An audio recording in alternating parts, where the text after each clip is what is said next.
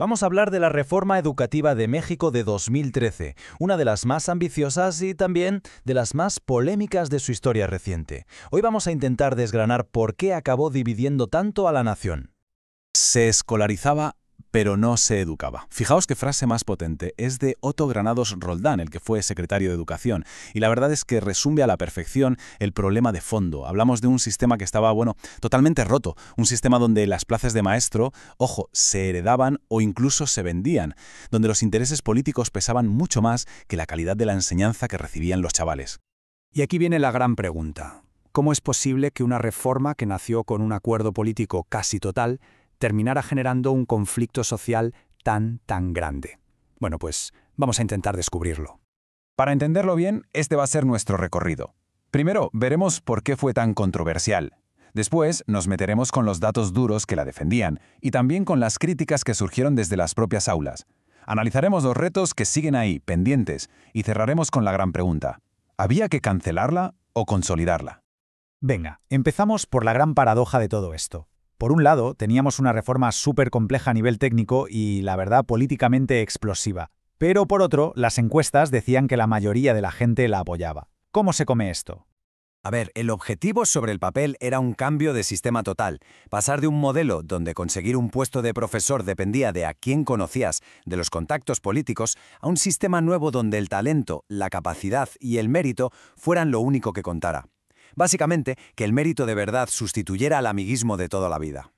Bien, para defender todo este cambio, al gobierno con Otto Granados Roldán al frente sacó la artillería pesada, lo que ellos llamaron los datos duros. Vamos a ver cuáles eran exactamente. Y aquí viene una cifra que impresiona. Para finales de 2018, se calcula que 1.750.000 docentes, sí, casi 2 millones de profesores, habían pasado ya por algún tipo de evaluación, ya fuera para entrar, para ascender o para ver su desempeño. Es una cantidad de gente enorme. Y claro, según el gobierno, los resultados se empezaban a notar. Una de las métricas clave fue esta: el porcentaje de profesores que eran considerados idóneos, o sea, aptos para dar clase en los nuevos concursos. Fijaos en el salto, un aumento de más de 16 puntos en solo 3 años. Pero la cosa no iba solo de profesores. La reforma también puso en marcha un programa de infraestructuras muy ambicioso. El objetivo era modernizar 33.000 de las escuelas más desfavorecidas del país, una inversión que desde luego era histórica. Y con esto volvemos a la paradoja del principio, porque a pesar de todo el ruido y toda la protesta, parece que la opinión pública sí estaba a favor. Una mayoría apoyaba la reforma en general y casi un 80%, que se dice pronto, estaba de acuerdo con la evaluación de los docentes, que era justo el punto más polémico de todos. Así que el mensaje del gobierno era bastante claro. Mira, el progreso es real, se puede medir y aquí están los datos. Cancelar la reforma, según ellos, era simplemente volver al sistema corrupto y clientelar de antes. No había otra opción. Pero claro, no todo el mundo lo veía así, ni mucho menos. Vamos a escuchar ahora la otra cara de la moneda. La visión crítica, la que venía de dentro del propio sistema educativo. Bernardo Naranjo Piñera, que venía del Instituto Nacional para la Evaluación de la Educación, el famoso INEE, ponía el dedo en la llaga con esta pregunta. Vale, de acuerdo, pero ¿todos estos supuestos beneficios justifican el dineral, el caos organizativo y el coste político que está teniendo todo esto? Ojo, y esto es clave para entender la postura crítica. No es que estuvieran en contra del mérito, para nada. De hecho, lo veían como algo fundamental, como un acto de justicia para la profesión. El problema, el gran punto de discusión, era el cómo. ¿De verdad compensaba todo el coste, financiero, político, humano, de estas evaluaciones tan bestias solo para decidir si un maestro se quedaba o se iba a la calle? Ahí estaba el meollo de la cuestión. Y la alternativa que proponían era en realidad un cambio de enfoque radical. En vez de gastar millones en exámenes para ver a quién se despedía, ¿por qué no invertir ese mismo dinero en formar mejor a los profesores? Es decir, usar la evaluación como una herramienta para ayudarles a mejorar, no simplemente para castigar. Es que, para los críticos, todo este lío con la evaluación de los docentes estaba desviando la atención de problemas que eran, mucho más grandes, mucho más profundos, y que la reforma parecía no estar tocando. Y esta cifra es tremenda.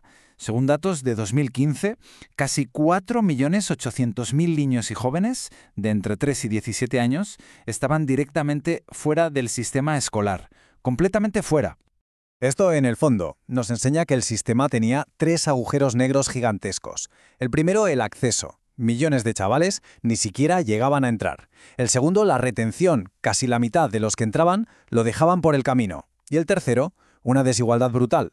Escuelas públicas que podían ser de primer nivel mundial, al lado de otras donde el 90% de los alumnos apenas sabía leer. El argumento de fondo aquí es que los sistemas educativos que funcionan de verdad no se construyen a base de ministros brillantes o de leyes grandilocuentes.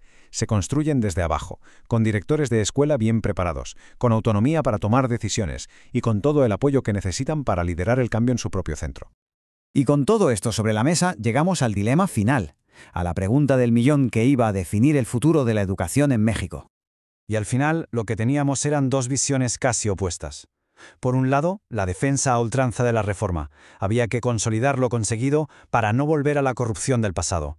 Y por otro, la visión crítica, que pedía parar, reflexionar sobre los enormes costes de la evaluación y sobre todo poner el foco de una vez en esos problemas gigantescos no resueltos, como el acceso o la desigualdad. Y el debate se cierra con esta pregunta, una pregunta muy provocadora lanzada por los defensores de la reforma. Una pregunta que lo enmarca todo no como una simple decisión política, sino como algo mucho más profundo, una decisión sobre el futuro de millones de niños y, en definitiva, sobre el futuro del país.